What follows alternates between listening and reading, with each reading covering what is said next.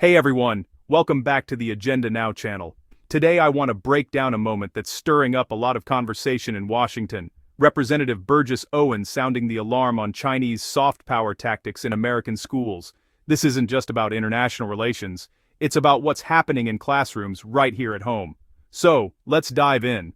First off, Owens was front and center in support of H.R. 1069, the Protect Our Kids Act.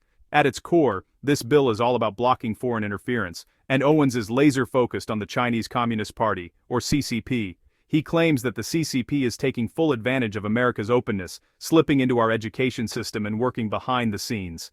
Now, according to Owens, it's not just about harmless cultural exchange programs. He's warning that these programs can actually be used as vehicles for spreading influence, and that's a big deal. He says that CCP-linked actors are quietly media, students raising hands in class, debate in classroom, teacher monitoring discussion, restricting free speech, monitoring Chinese students and faculty, and even collecting intelligence on cutting-edge tech coming out of American universities. But here's where it gets even more serious. Owens argues that this reach isn't limited to universities. He's talking about elementary schools too, saying that some of these programs introduce young American kids to messaging that paints the CCP in a positive light.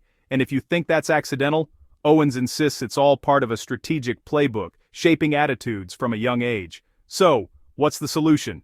The Protect Our Kids Act is pretty direct. If a school refuses to address or push back against CCP-linked influence, they risk losing federal funding.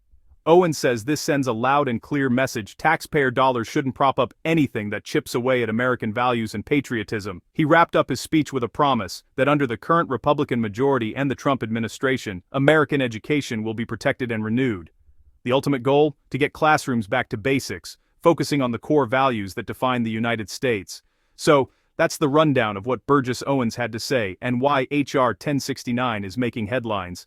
No matter where you land on this issue, it's a conversation shaping the future of education and national security.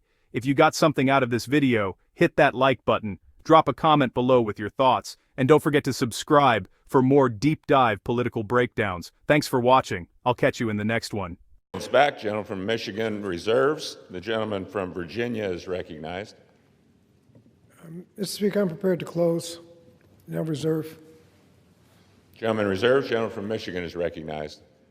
Mr. Speaker, I'm pleased to yield 2 minutes to the gentleman from Utah, Mr. Owens, who's Vice Chair of the Ed and Workforce Committee on the Education and Workforce Committee.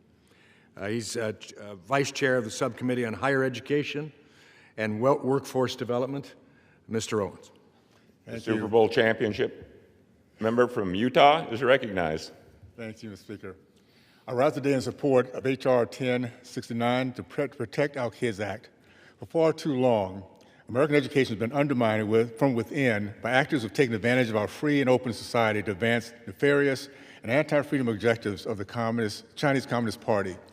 Under the veneer of cultural and educational exchange, the CCP and its operatives have restricted free speech, monitored Chinese students and faculty, and served as intelligence-gathering conduits on emerging American technologies. These soft power tactics are part of a broader strategy to cultivate networks of communist influence within our very institutions responsible for shaping the next generation of American patriots. These subversive efforts are not limited to our universities. The CCP has reached even into elementary classrooms, cultivating favorable attitudes towards Chinese Communist Party among our young students. With passage of the Protect Our Kids Act, schools that refuse to confront this reality will no longer be eligible for federal funds. Full stop.